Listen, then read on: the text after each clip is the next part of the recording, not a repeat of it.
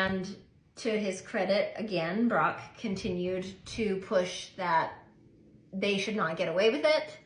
We should get to tell our side of things. And in a session with my therapist where I was explaining to her that we were in conflict because he wanted to hire a lawyer and I didn't want to do that.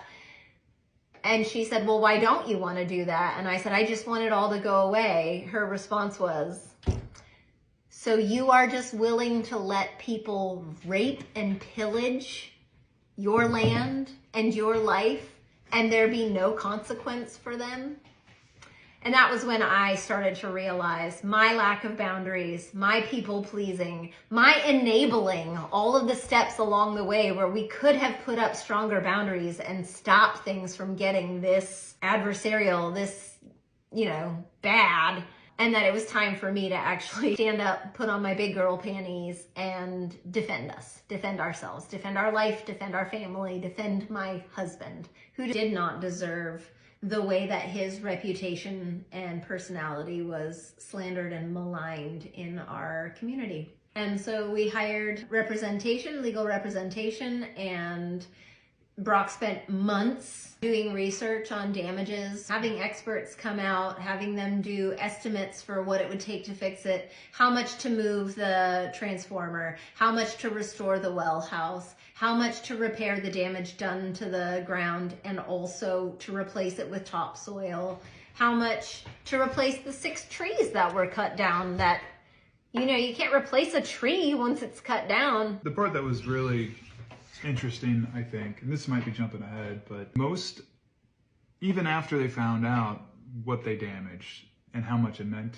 for us, the response was, well, we said we're sorry.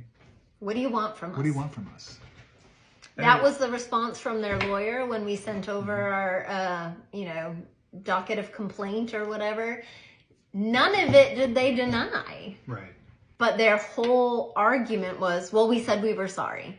You said it was fine. Okay. You said it was okay in that email. We were friends. We don't understand why you're mad. So anyway, we went to mediation, court-ordered mediation. So we went to mediation.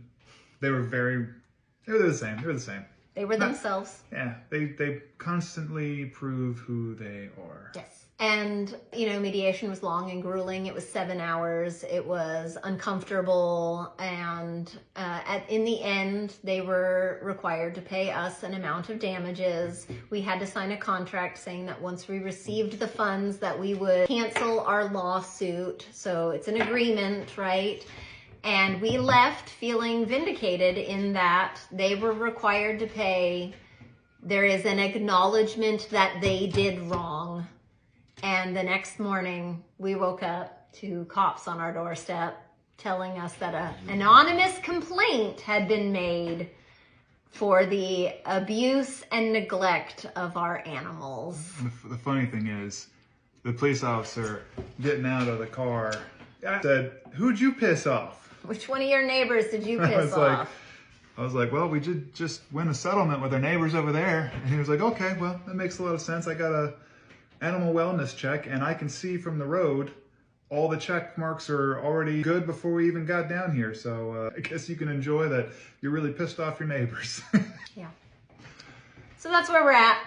We're several days out of settlement, and part of it is us telling our side of the story for the first time in 3 years because